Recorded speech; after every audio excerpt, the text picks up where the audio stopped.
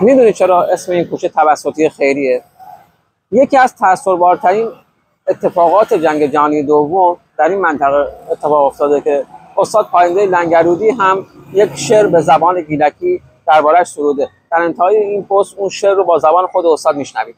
بعد از اینکه در 7 شهریور لاجان رو بمباران میکنن، هواپیما میان و لنگرود و رودسر رو هم بمباران میکنن.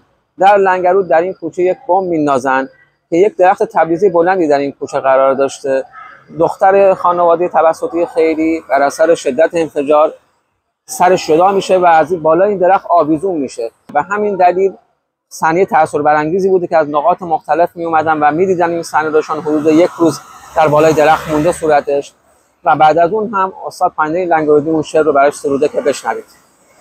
وقتی که یاد بینم جمعه روز گرم سر بوم اشوده هچی می ناامو جیریده تره اون مو دشکن تبریزدار توک این بی اوزین بابو اون بوک می دلی سینه میون تیر کشنه از غرض می سر جان تیر کشنه مو که ایجور بسوجم بسوت دیل بموجم پس چه بگذشته به او پیر ننن که خوزکانه هدن